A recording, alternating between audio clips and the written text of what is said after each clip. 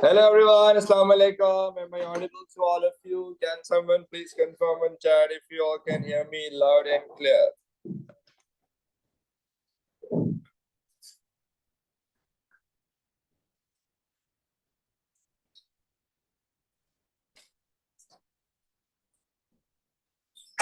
Thank you, Walaikum Salam, and thank you Fuzail, Hamed, Huma, Maheen, Shakib, Five for your kind confirmation. Salam sir, where's के कुछ lecture notes missing है? Kindly check please. Is it true? हाँ? थोड़ा सा idea दे सकते हो किस topic के?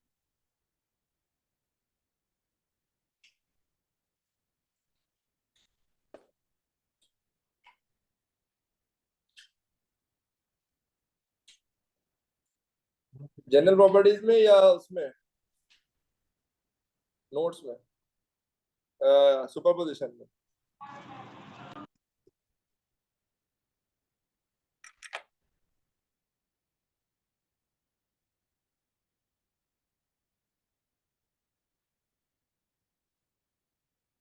अच्छा, कुछ लोग कह रहे थे कि स्लाइड्स ऑर्डर में नहीं, मेरे ख्याल से स्लाइड्स ऑर्डर में।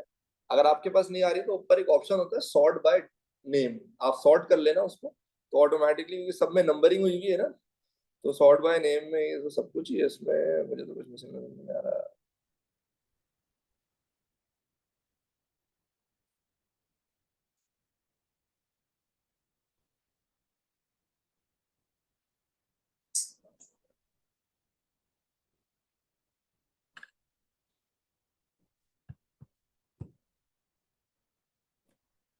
सब है boss, but still if you feel तो मुझे बता देना ग्रुप पे, तो I will get it check again. Alright जी, सो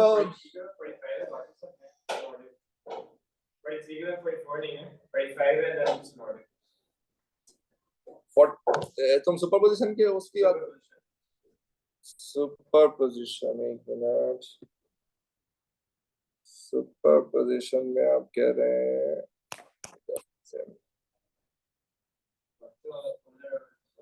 44 के बाद 45।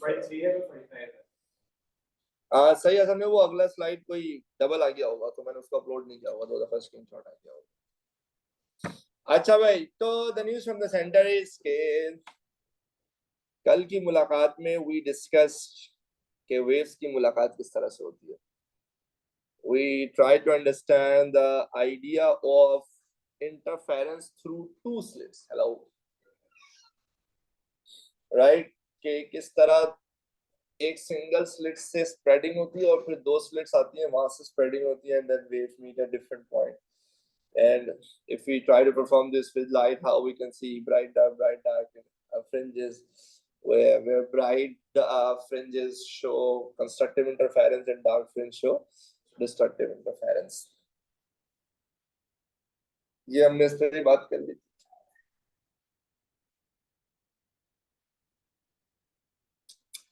आज हम बात करेंगे डाइफ्रैक्शन ग्रेटिंग के ऊपर।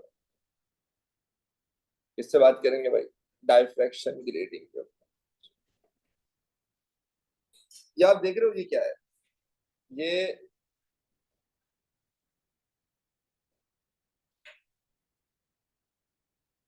आपके पास एक एक ग्लास का पीस है, रेक्टेंगुलर ब्लॉक है पतला सा, या प्लास्टिक भी हो सकता है ट्रांसपेरेंट, उस पर आपने हजारों बारीक बारीक बारीक बारीक बारीक लाइंस मार्क कर दी है, thousands of thin lines, and they are all equidistant. Okay. There can be as many as 10,000 lines per centimeter.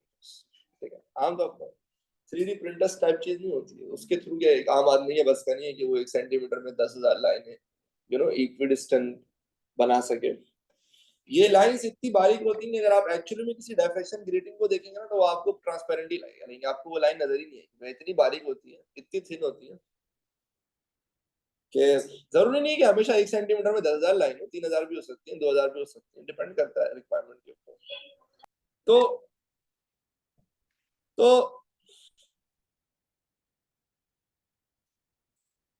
अगर आपके पास एक ग्लास का पीस है और उसमें बारीक बारीक बारीक बारीक लाइंस रूल हुई हुई है इक्विडिस्टेंट, तो हर दो लाइन के बीच एक स्पेस होगी that can serve as a slit, as an opening. और क्योंकि लाइंस बहुत बारीक बारीक है और स्पेसिंग बहुत ही कम है, यानी अगर आप 1 सेंटीमीटर में 1,000 लाइन खींच देते हो ना तो आप नियर टू माइक्रोमीटर की स्पेसिंग पे आ जाते हो। That spacing is very comparable to the wavelength of the visible light. Visible light की wavelength होती है 400 नैनोमीटर से 700 नैनोमीटर, 400 नैनोमीटर to 700 नैनोमीटर, तो which makes 400 4 exponent minus 7, तो बहुत क्लोज आ जाते हो आप। हमने क्या कहता है डायफ्रैक्शन बेस्ट होती है उस वक्त जब आपकी लाइट की वेवलेंथ और size of the opening of the slit comparable हो।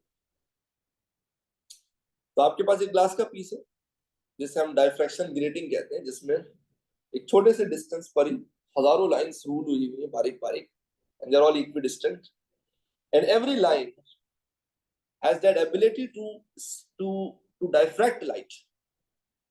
तो हर लाइन पे ना लाइट आती है और ऐसे डाइफ्रैक्ट हो जाती है, स्प्रेड हो जाती है, यहाँ पे लाइट आएगी स्प्रेड हो जाएगी, यहाँ पे लाइट आएगी स्प्रेड हो जाएगी, हजारों लाइन आपने लाइट ला के उस पर शो किया, हर हर ओपनिंग से लाइट क्या हो रही है, स्प्रेड हो रही है। और स्प्रेड होने के बाद जब वो हजारों स्लिट से स्प्रेड होंगी और वो सारी लाइट एक दूसरे से इंटरफेयर करेंगी, और फिर जब आप स्क्रीन पे देखोगे, ऑब्जर्व करोगे, तो जो आपको पैटर्न मिलेगा that is going to be like very different to what you have observed in case of the double slit, where there were two slits जिनके थ्रू आप क्या कर रहे थे, इंटरफेरेंस करा रहे थे। इसको हमारे किताब में या हमारे सिलेबस में कहा जाता है इंटरफेरेंस थ्रू मल्टीपल स्लिट्स। पहले 2 स्लिट्स थे, अब हजारों स्लिट्स हैं और हर स्लिट के थ्रू लाइट डाइफ्रैक्ट हो रही है, स्प्रेड हो रही है, और फिर अब वो हजारों स्लिट्स सारे वाली लाइट आपस में इंटरफेयर कर रही है। अब उसमें जो आप ऑब्जर्व करोगे वो अनलाइक डबल स्लिट जिसमें आप consecutive bright dark dark fringes देख रहे थे, यहाँ पे आप देखोगे कि सामने स्क्रीन है और इस स्क्रीन पे, यानी अगर ये यूं समझ ले ये आपका ग्रेटिंग है ना, तो बिल्कुल इसके सीधा सेंटर पे आप देखोगे बिल्कुल एक निहायत ही ब्राइट और शार्प फ्रिंज नजर आएगा आपको, an extremely bright and sharp fringe. उसे उसे कहते हैं जीरो ऑर्डर मैक्सिमा, उसका नाम है जीरो। मैक्सिमा का मतलब ऐसे भी कंस्ट्रक्टिव इंटरफेरेंस होता है।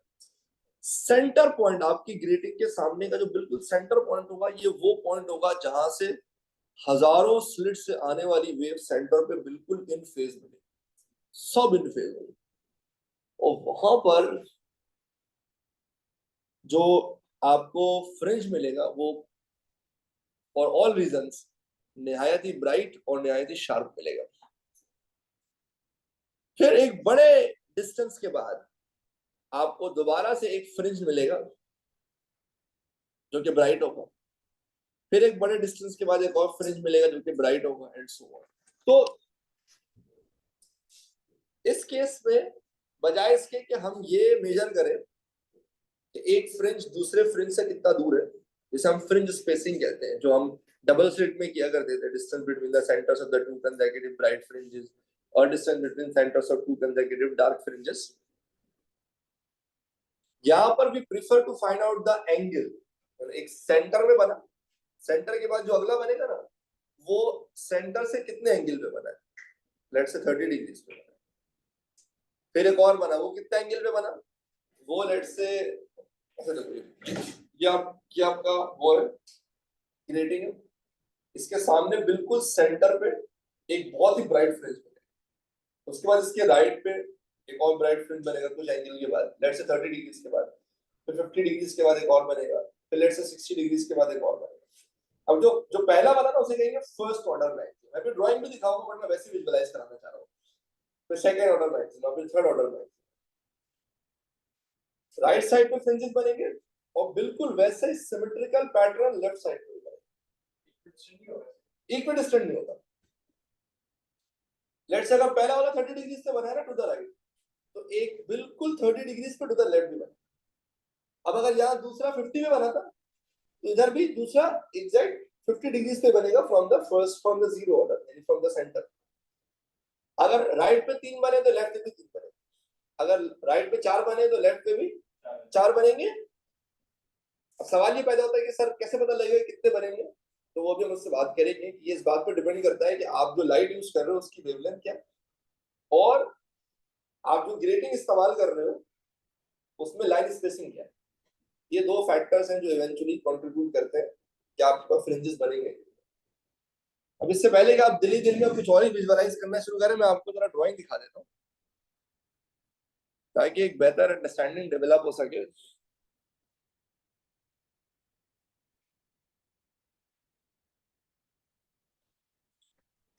दिस इज द, अब शकीब भाई अब समझ आएगा, अब समझ आएगा, इसीलिए मैं कह रहा था इट्स नॉट पॉसिबल कि हर बंदा वैसे विजुअलाइज कर सके। देखो हाँ, अब देखो इसको, देखो इसको, देखो वन बाय वन मुझे जरा एक्सप्लेन कीजिएगा। क्या आप सबको ये बात समझ में आती है कि ये आपके पास एक ग्लास का पीस है जिसमें हजारों लाइनें बनी हुई है। अब यहाँ पे हजार तो नहीं दिखा सकते, मैंने कुछ दिखाई है, but there are thousands of lines, और हर लाइन के बीच जो स्पेसिंग है ना, that has the ability to diffract, spread light. तो हर लाइन, हर स्पेसिंग से लाइट क्या हो रही है, स्प्रेड होगी। हर spacing would serve as a slit जहां से लाइट स्प्रेड होगी, और स्प्रेड होने के बाद जब उनका हजारों स्लिट से आने वाली लाइट का इंटरफेरेंस होगा ना, तो उसका पैटर्न, जो फाइनल पैटर्न होगा वो ये बनेगा कि बिल्कुल स्लिट के सेंटर से बिल्कुल 90 डिग्री जब आप जाओगे ना, तो आपको एक बिल्कुल ब्राइट फ्रिंज मिलेगा सेंटर पे। ये वो पॉइंट होगा जहां से सारे स्लिट से आने वाली वेव्स क्या होंगी, इन फेज होंगी, जिनका फेज डिफरेंस 0 होगा, यानी सबका आपस में कंस्ट्रक्टिव इंटरफेरेंस होगा। तो यहाँ पे जो नेट कंस्ट्रक्टिव इंटरफेरेंस होगा ना, वो कंस्ट्रक्टिव इंटरफेरेंस के पप्पा होंगे, लाइक एक एक्सट्रीमली ब्राइट फ्रिंज है जो आप एक्सपेक्ट करोगे। शकीब भाई ये बात समझ आती है? फिर फिर unlike unlike the double slit, जहां पे bright dark bright dark bright dark consecutive बन रहे होते थे, यहाँ पे एक ब्राइट फ्रिंज के बाद एक काफी बड़े डिस्टेंस के बाद फिर एक और ब्राइट फ्रिंज आपको नजर, ये भी बहुत ब्राइट होगा, सेंटर में थोड़ा सा कम ब्राइट होगा बट स्टिल होगा ये भी ब्राइट। ये भी अगेन ये बड़ी देर के बाद दोबारा एक ऐसा पॉइंट आएगा जहां पे हर हर क्या कहते हैं, स्लिट से, हर ओपनिंग से आने वाली वेव दोबारा से इनफेज होगी। ये जो सेंटर वाला फ्रिंज है ना, सेंटर ब्राइट फ्रिंज, इसे इसे कहते हैं जीरो ऑर्डर मैक्सिमा। क्या कहते हैं? मैक्सिमा का मतलब ही फिजिक्स में होता है कंस्ट्रक्टिव इंटरफेरेंस, क्योंकि मैक्सिमाइज हो जाती है ना, बड़ी वेव बन जाती है। जीरो ऑर्डर इसको इसलिए कह रहे हैं क्योंकि बिल्कुल सेंटर पे। इसके बाद जो पहला बनेगा ना टू द राइट पे, अगर लेट से वो बना है 30 डिग्री पे, तो एग्जैक्ट 30 डिग्री पे एक टू द लेफ्ट भी बनेगा। और जीरो ऑर्डर के बाद जो पहला होगा ना उसे कहते हैं फर्स्ट ऑर्डर मैक्सिमा। और फर्स्ट ऑर्डर मैक्सिमा एक नहीं है, कितने? जीरो ऑर्डर तो एक है ना, वो तो बीच में। उसके बाद फर्स्ट ऑर्डर, सेकंड ऑर्डर, सब दो बनेंगे। अगर एक टू द राइट बनेगा तो एक टू द लेफ्ट बनेगा। तो this is your first order maximum, बिल्कुल सिमेट्रिकल होंगे। फिर जब आप अगर ये 30 डिग्रीज पे तो ये भी 30 डिग्रीज पे, जरूरी नहीं कि 30 पे ही बने, बट जो भी एंगल इसका होगा दूसरे का भी वही होगा। अगर आपका दूसरा वाला लेट से ये 55 डिग्रीज पर है तो ये भी कितने पे बनेगा? 55 डिग्रीज पर ही बनेगा। ठीक है। अगर राइट पर दो बने तो लेफ्ट पे भी दो बनेंगे, राइट पे तीन बने तो लेफ्ट पर भी तीन ही बनेंगे। ये सिमेट्री हर हाल में फॉलो होगी। तो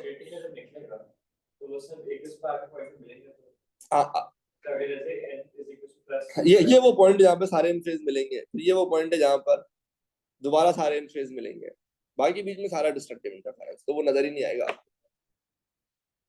पहले बताओ ये ऑब्जर्वेशन समझ आती है कि ऑब्जर्वेशन हो रही क्या, देखो क्यों हो रही है ये एक सेकेंडरी डिस्कशन है। ऑब्जर्वेशन हो रही क्या ये समझ आ रहा है सबको? मैक्सिमम का मतलब कंस्ट्रक्टिव इंटरफेरेंस भाई, लाइक जहां पे भी तुम्हें मैक्सिमम मिल रहा है ना, this is where you will be getting very bright spots, very bright fringes.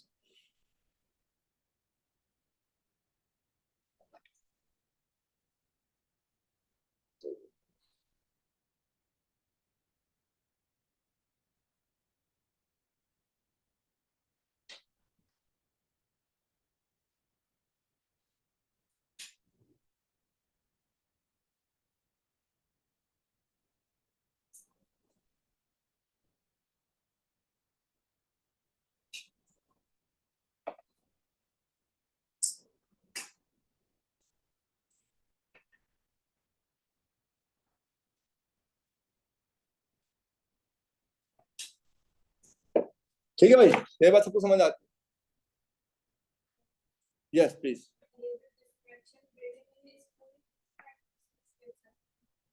हाँ मैं बताता हूँ उस, ये जो पूरा ब्लॉक है ना जिसमें लाइन है, इस पूरे को डायफ्रेक्शन ग्रेडिंग है। ठीक है। अच्छा, यहाँ पर जो फॉर्मूला इस्तेमाल होता है वो है d sine theta equal n lambda. अब डी का क्या मतलब है?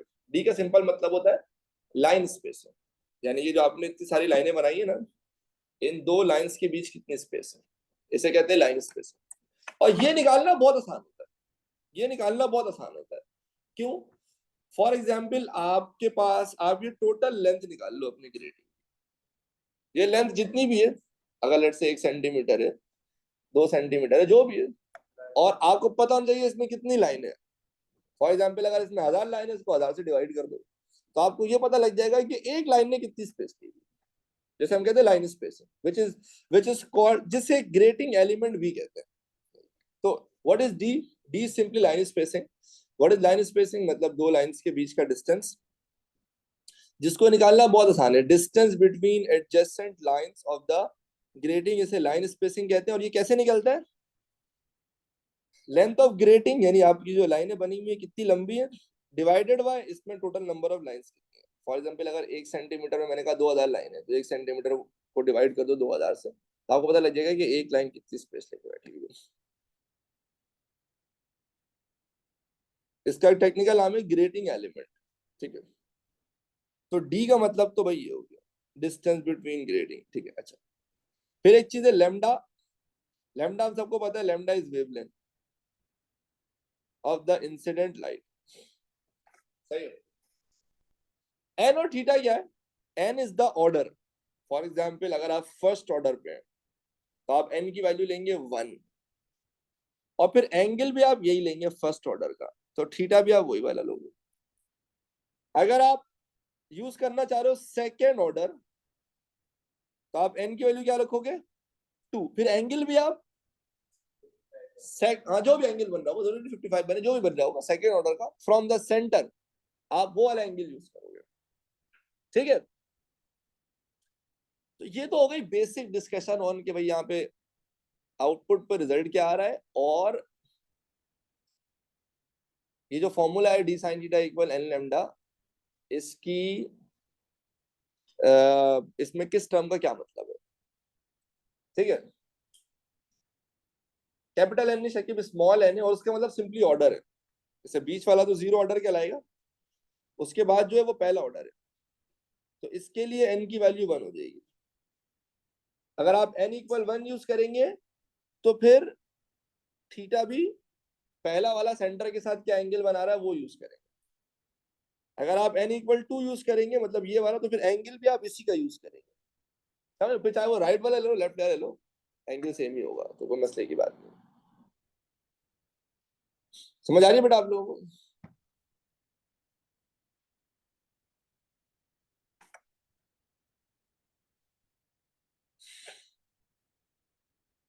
ये एक छोटी सी डेमोन्स्ट्रेशन है समझाने के लिए।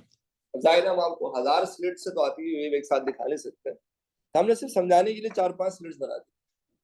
अब जो सेंटर पॉइंट होता है ना, फॉर एग्जाम्पल यहाँ से एक वेव आ रही है, यहाँ से एक वेव आ रही है, दोनों इक्विडिस्टेंट कंस्ट्रक्टिव इंटरफेरेंस, यहाँ से आ रही है, यहाँ से आ रही है, कंस्ट्रक्टिव इंटरफेरेंस। अब हजारों स्लिट्स आ रही है, सही है, और सबसे आने वाली वेव ना सेंटर पे हमेशा इन फेज मिलेंगे। तो जब हजारों स्लिट से आने वाली वेव्स इन फेज मिलेंगी, तो जो कंस्ट्रक्टिव इंटरफेरेंस होगा वो कितना सॉलिड होगा। इसलिए आपको सेंटर पे भाई कोई मस्त ब्राइट फ्रिंज नजर आएगा। फिर थोड़े से डिस्टेंस के बाद दोबारा एक पॉइंट ऐसा आता है जहां पर आने वाली, हर स्लिट से आने वाली वेव क्या हो जाती है, दोबारा से इन फेज हो जाती है। That is going to be n equal 1, फिर हो जाएगा एन इक्वल 2, जहां पे दोबारा ब्राइट फ्रिंज मिलना शुरू हो जाएगा, और जो चीज ऊपर हो रही है वही चीज डेफिनेटली नीचे भी हो रही है, इसलिए आपको फ्रिंजेस मिलना शुरू हो जाएंगे। अब अभी जितनी बातें मैंने की है ना, पहले उनको इन वर्ड्स डिस्क्राइब कर देता हूँ, और नई बात से डिफरेंट होगा, डिफरेंट होगा से, जैसे अगर पहला पहला फ्रिंज 30 डिग्री से बना है तो दूसरा 60 पे नहीं बनेगा, ठीक है? लाइक ऐसा नहीं होता, ऐसे मतलब आप यूं नहीं कर सकते कि आपने क्योंकि एक निकाल लिया तो आप बाकी सबका निकाल लोगे, लाइक इसमें कोई इस तरह से नहीं सीन होगा, ठीक है?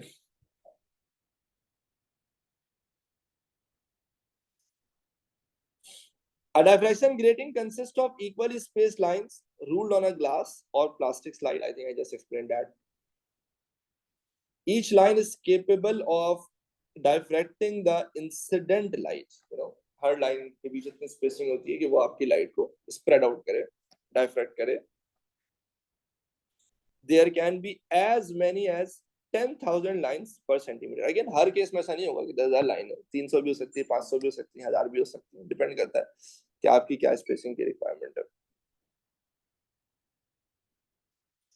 When light is shown through this grating, a pattern of interference fringes is seen. So you see a pattern. And now let's try to understand what that pattern is. These can be observed on a screen as with the double slit. बिल्कुल वैसे जैसे double slit में आप देखते थे bright dark bright dark bright dark fringes, but यहाँ पर situation different है. However, it is usual to measure angle theta at which the fringes are formed rather than measuring their separation. वहां पे हमारी इक्वेशन थी ना, लैम्डा बराबर है ए एक्स अपॉन डी के, या एक्स का मतलब फ्रिंज सेपरेशन होता था, हम प्रॉपर डिस्टेंस निकालते थे दो फ्रिंजेस के बीच का ना।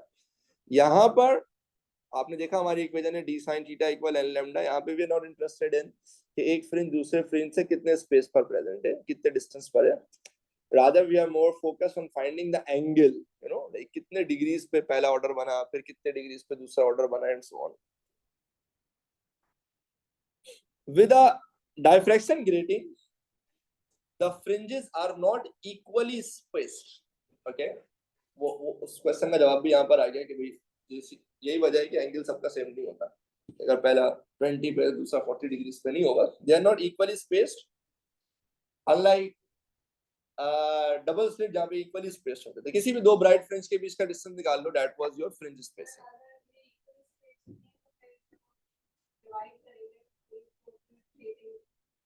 यहाँ पे ऐसा करेंगे भी नहीं, नहीं equally space, lines equally spaced है, जो फ्रिंजेस बन रहे हैं वो इक्वली स्पेस्ड नहीं है, जो सामने पैटर्न बन रहा है ना, ब्राइट पैटर्न फिर एक और ब्राइट, वो इक्वली, लाइंस तो बिल्कुल इक्वली स्पेस्ड है। The fringes here are also referred to as maxima. आप किताबों में बहुत कॉमन है first order maxima, second order maxima, जिसका मतलब ब्राइट फ्रिंज है।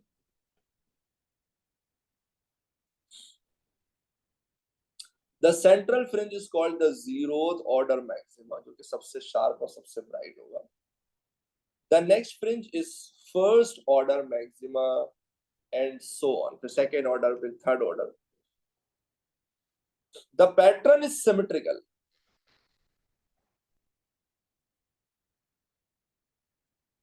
So there are two first order maxima, one to the right, to the बिल्कुल एक to the left भी होगा, two second order maximum and so on. ठीक है ना, तो जो भी होगा वो राइट लेफ्ट होगा. अच्छा, एक इक्वेशन थी लैम्डा बराबर ax अपॉन कैपिटल D, जो आपने पढ़ा था इन केस ऑफ डबल स्लिट, जैसे आप वेवलेंथ निकाल सकते थे उस एक्सपेरिमेंट से. इस एक्सपेरिमेंट में भी अगर d sin थीटा बराबर है n लैम्डा के, तो लैम्डा बराबर हो जाएगा d sin theta upon n के. तो इस एक्सपेरिमेंट से भी आप अपनी लाइट की वेवलेंथ निकाल सकते हैं, जिससे आप ये डायफ्रैक्शन करवा रहे हैं. समझ रहे आप मेरी बात? बट हमें थोड़ा सा कंपैरेटिव एनालिसिस करना है कि इन दोनों एक्सपेरिमेंट से, यानी इंटरफेरेंस थ्रू टू स्लिट्स और in comparison to interference through thousands of slits या थ्रू मल्टीपल स्लिट्स में, कौन सा एक्सपेरिमेंट हमें ज्यादा प्रिसाइज वेवलेंथ निकाल के दे सकता है. जवाब तो मैं आपको अभी बता देता हूँ, इंटरफेरेंस थ्रू मल्टीपल स्लिट्स, क्योंकि जाहिर सी बात है वहां पे सिचुएशन बहुत बेहतर है in comparison to two slits. But इसको जरा one by one, point to point discuss करते हैं कि क्यों दोनों दोनों दोनों की इक्वेशन सही है और दोनों तरीकों से हम वेवलेंथ निकाल सकते हैं. बट डायफ्रैक्शन ग्रेटिंग के थ्रू, यानी थ्रू मल्टीपल स्लिट्स, ये काम ज्यादा प्रिसाइज होगा जो आप वेवलेंथ निकालेंगे.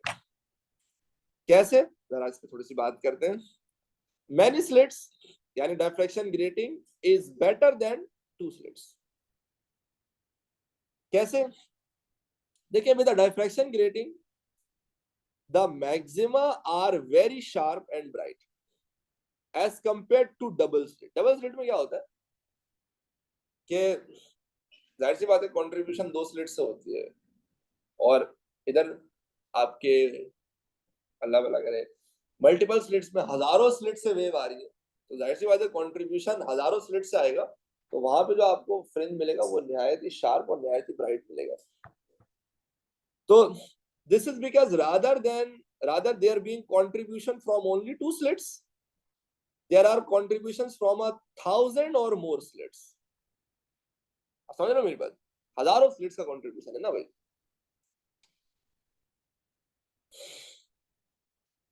With two slits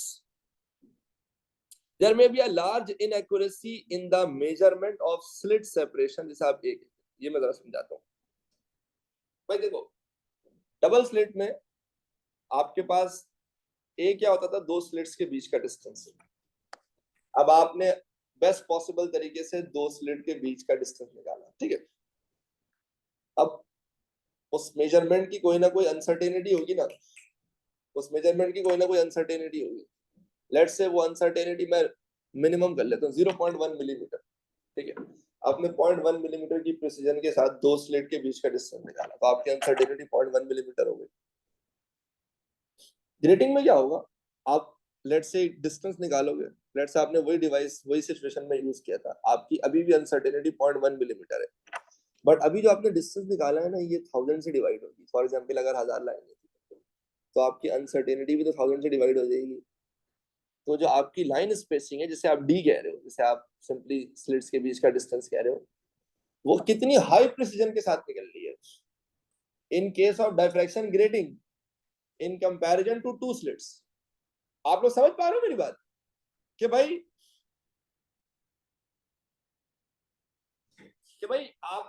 आपके पास डबल स्लिट में दो स्लिट्स थे, आपने उनके बीच का डिस्टेंस निकाला. Let's say that distance turns out to be 1 centimetre, और उसमें अनसर्टेनिटी 0.1 मिलीमीटर.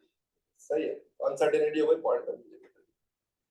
अब आप ग्रेटिंग लेकर आते हो, ग्रेटिंग आप उसका डिस्टेंस निकालते हो, लेट्स से वो भी आती है 1 सेंटीमीटर, और अनसर्टेनिटी इसकी भी 0.1 मिलीमीटर है.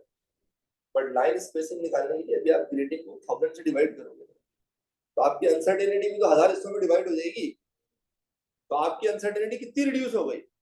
सो you are finding the line spacing और distance between two slits way too precisely In case of diffraction grating, in comparison to double slit का you have only two slits, उन्हीं के बीच का डिस्टेंस निकलेगा, उसके बाद उसको फर्दर किसी से डिवाइड नहीं होना।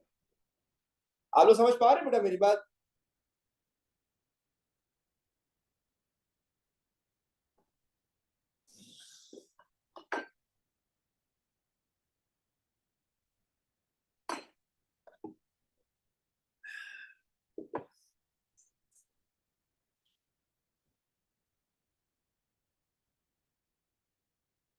वहां से करें भेजिए, तुम लोग अपने नाम चेंज करना शुरू कर दिए। अच्छा भाई, वासे भाई, ये पूरी बात समझ आ रही है? पहला वाला दोबारा समझा दूं?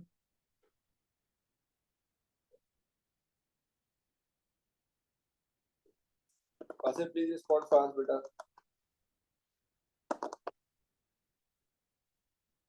दोबारा समझा दूं? देखो वासे, मैं तुम्हें ड्राइंग से दिखाता हूँ। देखो ये डबल स्लिट है, डबल स्लिट में जो वेव आ रही है वो बस दो स्लिट से आ रही है, सही है? अब मुझे बताओ यहाँ पे तुम्हें ज्यादा ब्राइट मिलेगा या मल्टीपल स्लिट्स में हजारों स्लिट से वेव आ रही है? हजार बना भी नहीं सकते, बट इनका इंटरफेरेंस ज्यादा ब्राइट होगा। हाँ, वो सब बाद में बात करेंगे, पहले ये बताओ क्या नाम है वासे? 1000 वाले का ना, बिल्कुल। तो यही बात हम कह रहे हैं कि with a diffraction grating the maxima are very sharp and bright. क्यों as compared to double slit? Because this is because rather than being contribution from only two slits, which is the case of double slit, they are contribution from a thousands or more slits in case of grating element. नहीं वो different section के, वो उनका मैंने test रखा हुआ है, वो आप लोगों का। ठीक है भाई, सर हमारा टेस्ट कब होगा? करा लेंगे, जल्दी क्या है, एक साथ ही लूंगा, जरा ये कंप्लीट हो जाए।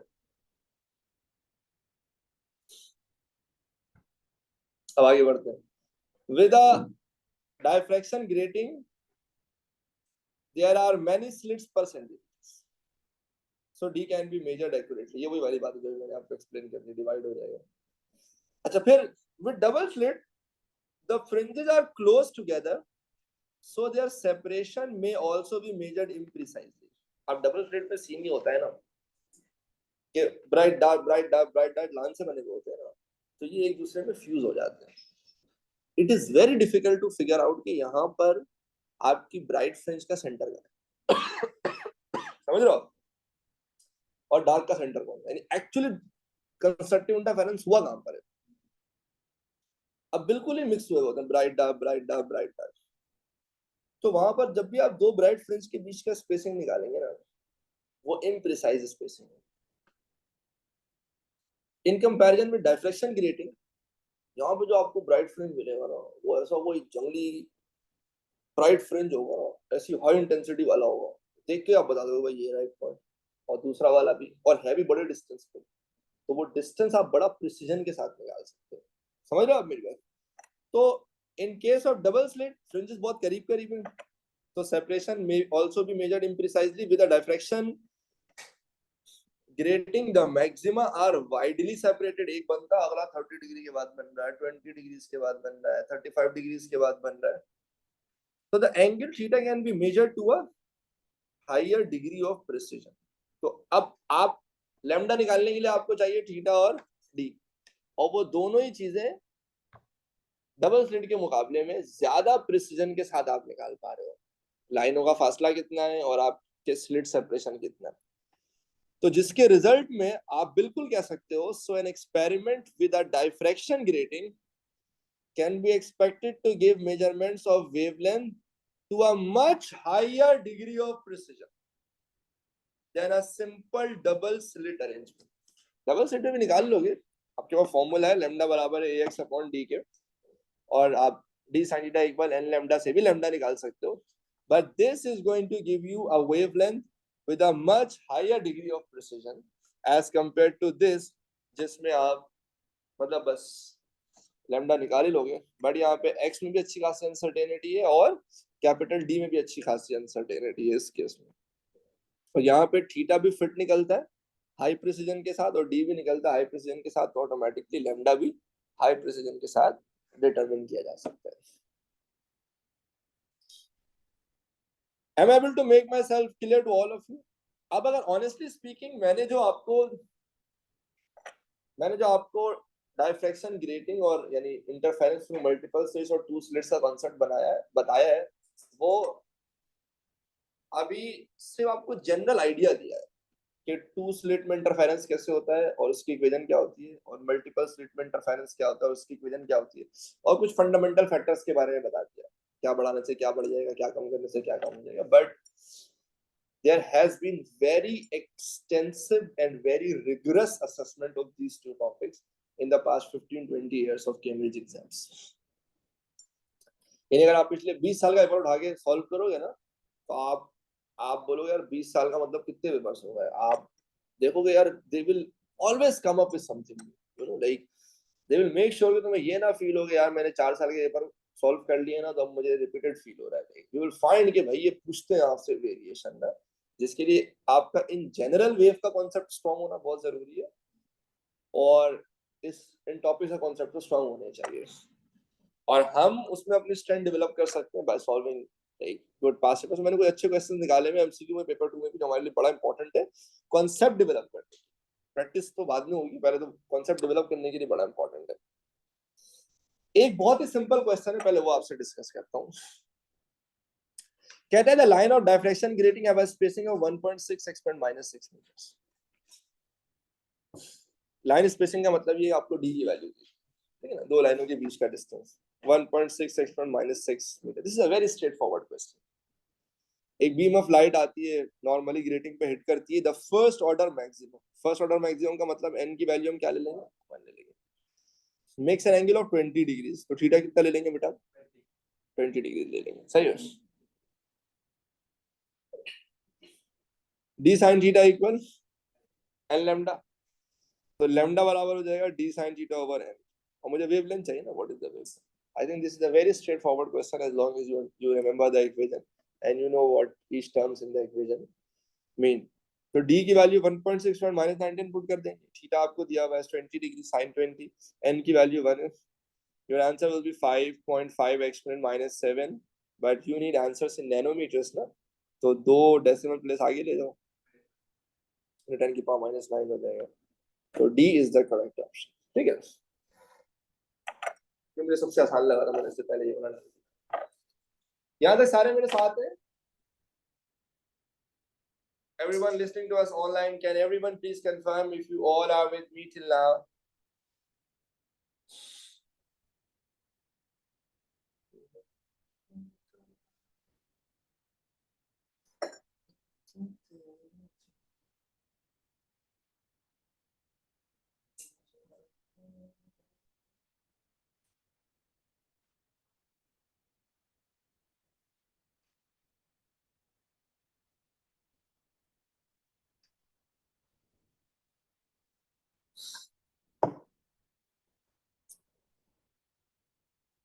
आज अपनी लाइफ का सबसे एम्बैरेसिंग मोमेंट जी रहा हूँ मैं। Today is my wife birthday, मैं भूल गया था उसकी। I literally forgot all together. आप या मतलब इतना नहीं, ऐसा हो नहीं सकता। नहीं, भूलने के चांसेस नहीं हो सकते, ये तो पक्का। मतलब देखो ये देयर इज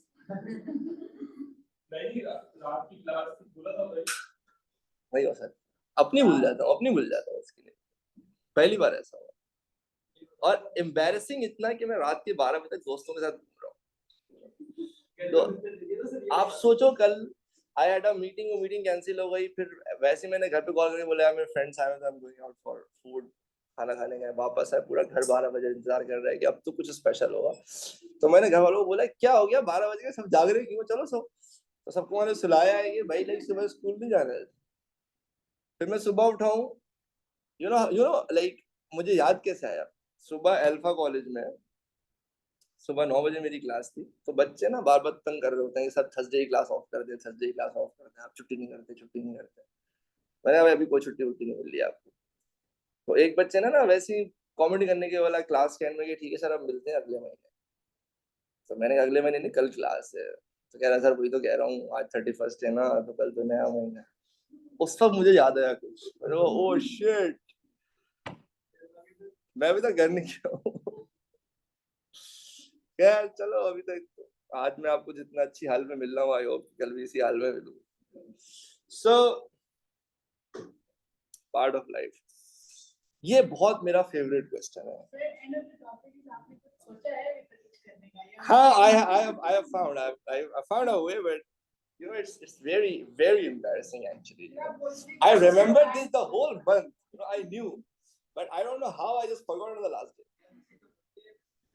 हाँ वो तो मैंने बहुत ही कुछ ऐसा, पता है क्या, लाइक सबसे ज्यादा एम्बैरेसिंग क्या होता है, एट माय वाइफ नोस के 2 बजे ना मेरा एक ब्रेक होता है 5-10 मिनट का ना, तो एवरी डे ना she calls me and she tells me कि लंच में उसने क्या भेजा है। अब तो सोच जिंदगी का कितना एम्बैरेसिंग मोमेंट होगा कि वो 2 बजे मेरे पास कॉल आती है तो इन्फॉर्म मी कि भाई आज खाने में ये भेजा है, और ड्राइवर जाता है वो खाना लेकर आता है, और उस वक्त मैं कहता हूँ हाँ I have received the food and happy birthday by the way. ओ भाई जिंदगी का इतना कोई शर्मनाक लम्हा था ना कि बस। खैर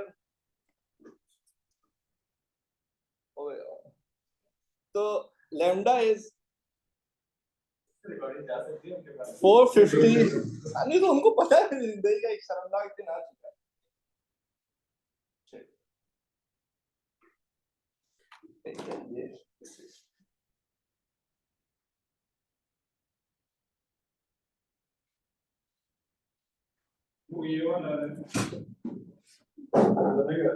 अब लोग लड़ने लगे।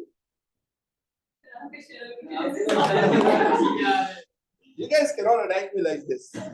Okay, so lambda is 450 nanometers. Okay, so that is 450 exponent minus 9 meters. Achha, this is a very good concept, very good question to understand. मैंने आपसे कहा ना कि like हम with the help of different questions अपने concepts को improve करने की कोशिश करेंगे। तो these are not practice questions at all. Like these questions help me to better explain you a concept. जैसे मैंने आपसे कहा था ना कि like हमें कैसे पता लगेगा कि किसी सिचुएशन में कितने फ्रिंजेस बनेंगे, like 3 बनेंगे 4 बनेंगे। ये तो हमें पता है कि अगर राइट पे 3 बनेंगे तो लेफ्ट पे भी 3 ही बनेंगे, बट ये कैसे पता लगेगा कि 3 बनेंगे या 4 बनेंगे या 5 बनेंगे। तो this is the question with regard to that. तो इस बार हम सीख भी लेंगे काम कैसे होता है। हमें लैम्डा की वैल्यू दी हुई है 450 एक्सपोनेंट माइनस 9 मीटर्स, ठीक है, 450 nanometres is incident normal on a diffraction grating which has 300 lines per millimeter. Now this is a very क्या कहेंगे, very common or very typical way of telling the line spacing.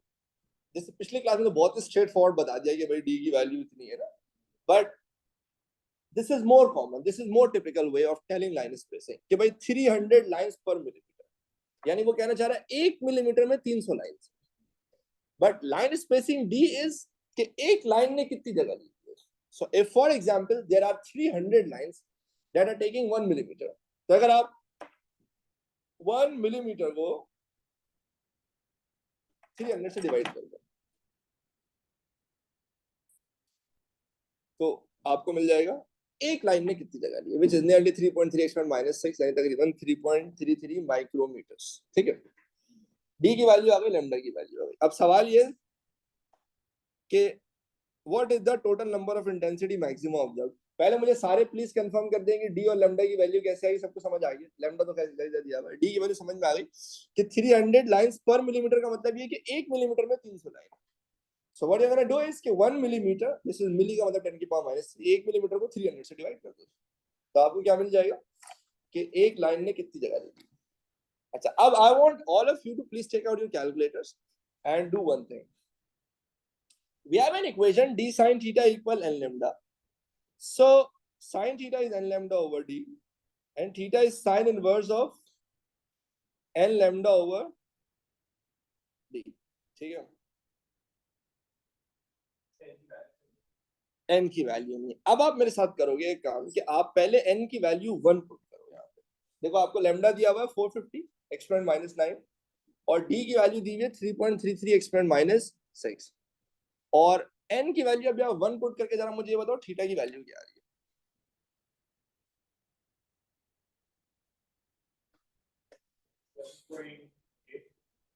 7.76 यानी 7.8।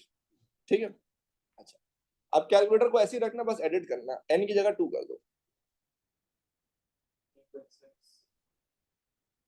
15.6 सबका ये यार है, सिर्फ देखते रहो सारे, ठीक है, और करते रहो। अच्छा अब फिर एडिट करो, सब कुछ वही रखो, लैम्डा भी चेंज नहीं हुआ, डी भी चेंज नहीं हुआ, बस n को 3 कर दो, 23.9 सही है। अच्छा अब एक काम करो, n की वैल्यू 4 पुट करो, 32.7, ठीक है, n की वैल्यू 5 पुट करो,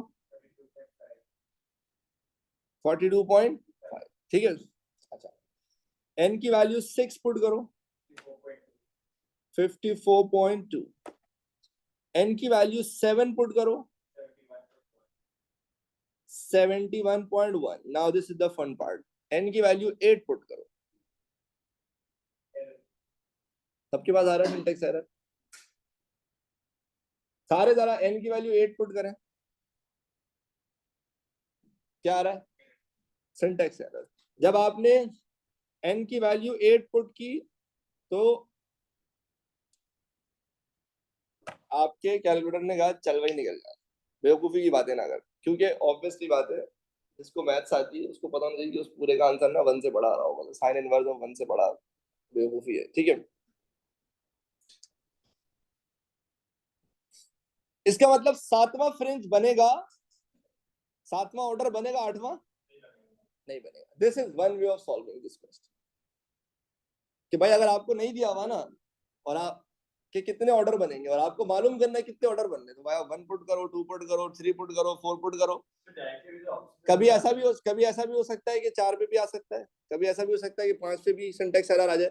5 पे आ गया इसका मतलब 4 ऑर्डर बनेंगे, 8 पे आ गया इसका मतलब 7 ऑर्डर बनेंगे। दिस इज वन वे, ये और ये बहुत लंबी कर दी हमने, but this is one way जो जरूरी है समझाना। अच्छा अब मेरा एक सवाल है, 7 ऑर्डर, तो हमारा आंसर क्या होगा? ABCD। देखिए 7 टू द राइट बनेंगे तो 7 टू द लेफ्ट ही बनेंगे, तो आंसर क्या हुआ?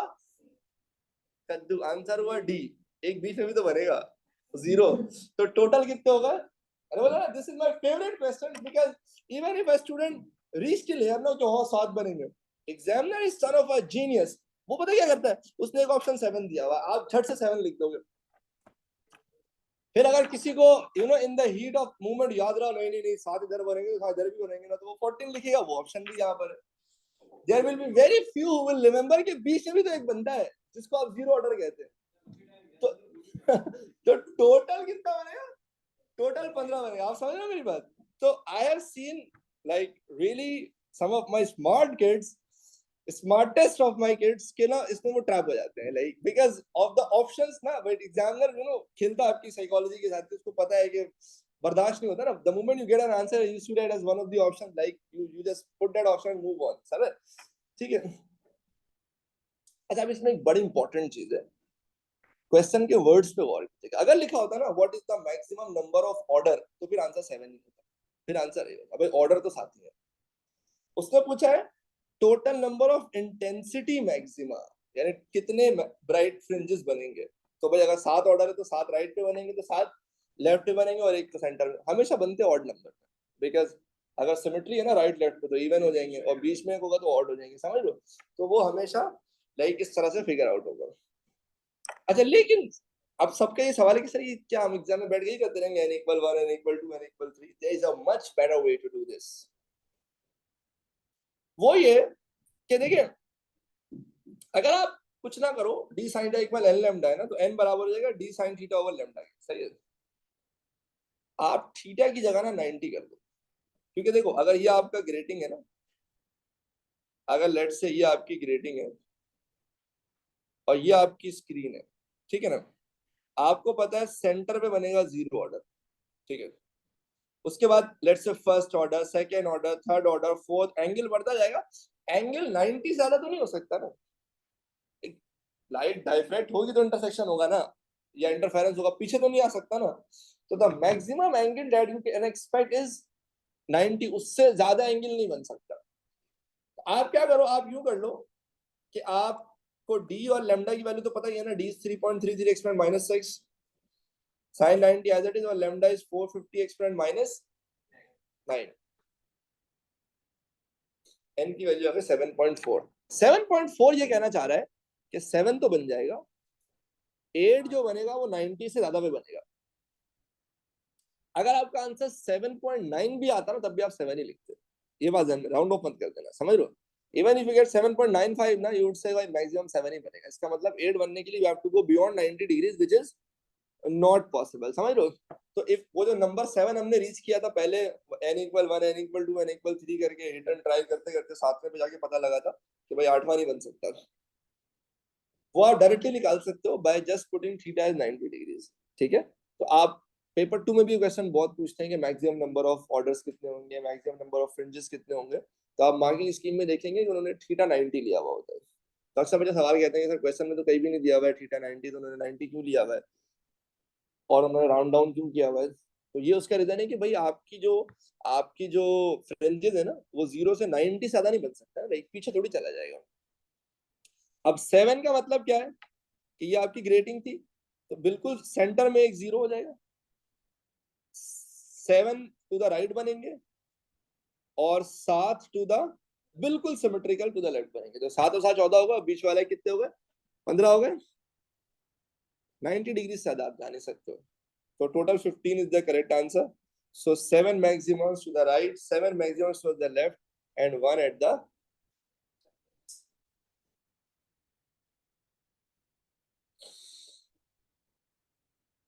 ज्यादा हो गया ना आप लोगों को, मुंह पे आ रहा होगा।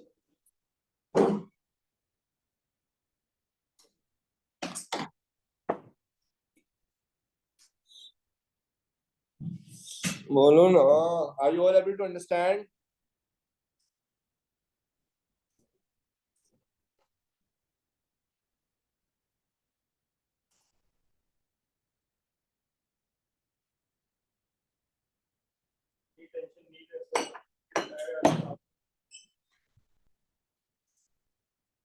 एक मिनट, मैंने काम कर लिया, सेटिंग बना दी।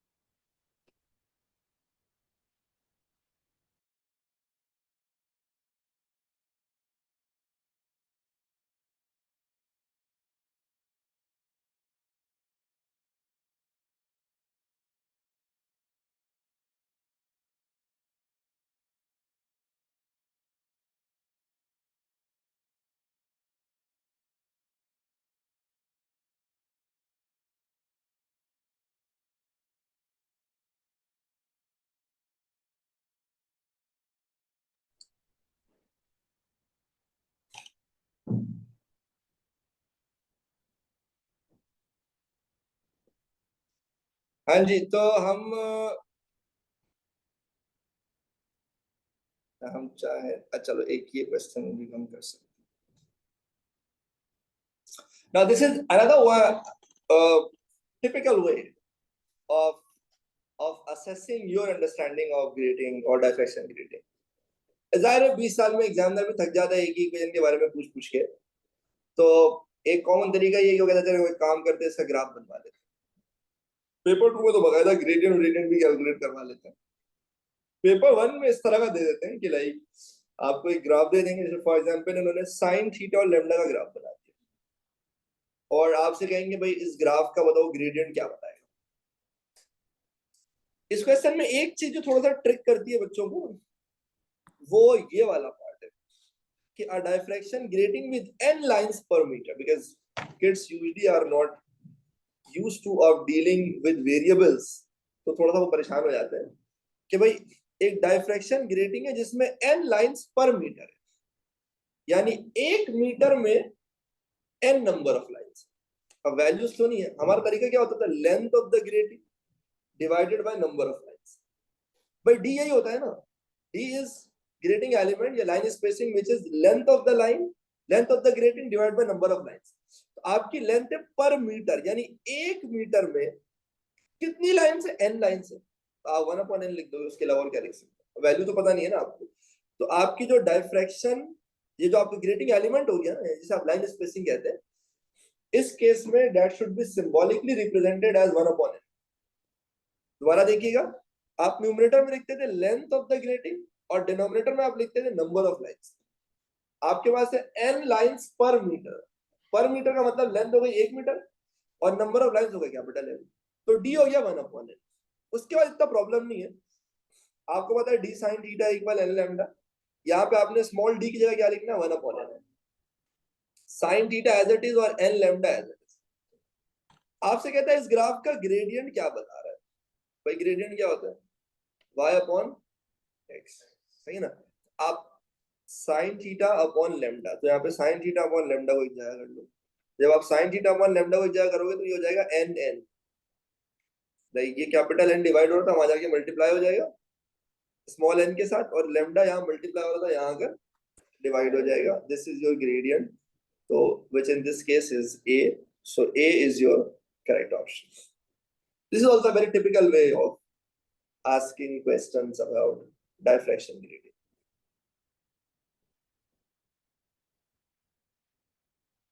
Are you all with me? 2 minutes रहेगा। Sir, how did you get 1/n? Sorry. How did you get 1/n? 1/n, no problem. I'll explain you again. See, do you understand? D is the line spacing, which is simply the distance between two lines, and we Yes. figure out the line spacing by our very basic formula, which is the length of the grating in numerator and the number of lines in denominator, right? Yes. Now, in this situation, the diffraction grating is n lines per meter, means for every 1 meter length, your number of lines is n. So in this case, 1 is your length and n is your number of lines. So you get d as 1/n. Okay. Okay, so you will not like ratify this. इसको आप याद नहीं कर लेना कि d हमेशा 1/n के बराबर होता है. Just in this situation, because there are n lines and the lines is per meter, so this is 1/n. अगर वो कहता है like n lines for every 2 meters, तो आप 2/n कर देना.